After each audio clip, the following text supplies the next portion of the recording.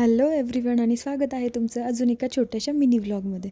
तुम्हाला माहिती आहे आज आमचा ना अचानक इतका सुपर फास्ट प्लॅन झाला ना की मंजू आजीकडे जायचं आहे, म्हणजेच आजीच्या छोट्या बहिणीकडं. प्रणाली मावशीचं बाळ बघायला जायचं होतं आम्हाला आणि खूप म्हणजे खूप अचानक प्लॅन ठरला. मी तर इतकं 1-2 मिनिटामध्ये रेडी होऊन निघालो होतो मी आणि मावशी.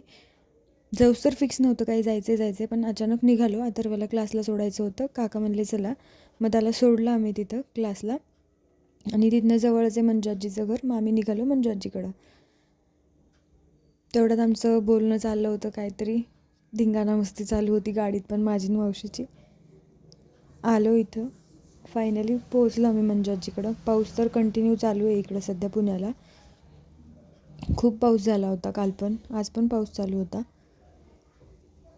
आणि मग आलो आणि इतकं अनएक्सपेक्टेडली गेलो ना आम्ही, काहीच फिक्स नव्हतं. पण असं कधी कधी अनएक्सपेक्टेडली काही गोष्टी खूप छान होऊन जातात.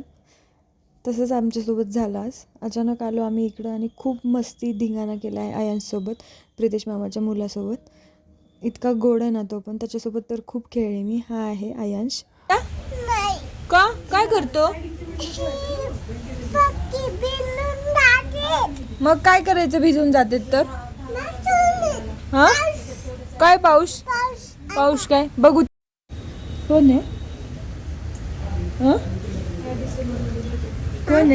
नंतर मग पल्ली मावशीच्या बाळाला घेऊन बसले मी खूप वेळ, त्याच्यासोबत पण खेळले. आणि इकडे मंजू आजी पोहे बनवत होती सगळ्यांसाठी. आम्हाला तिने पोहे बनवले होते खायला सगळ्यांना. चहा पण ठेवला होता इकडं. आणि हे इकडं आयांचं खेळणं चालू होतं. मला इकडं बोलवून घेतलं होतं त्यांनी खेळणे दाखवण्यासाठी. आणि पोहे खात होता काकांसोबत आणि प्रसाद काकासोबत.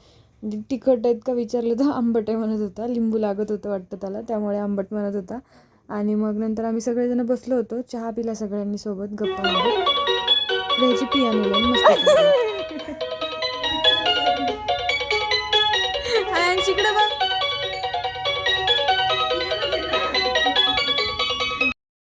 आणि मग प्रितेश मामा पण आला होता.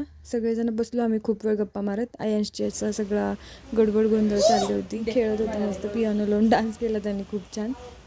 आणि इकडे परत बसलो आम्ही खेळत डोरेमॉन वगैरे बघत. इकडे बघ फोटोत बघ, इकडे बघ ना वरती बघ फोटो मध्ये बघ.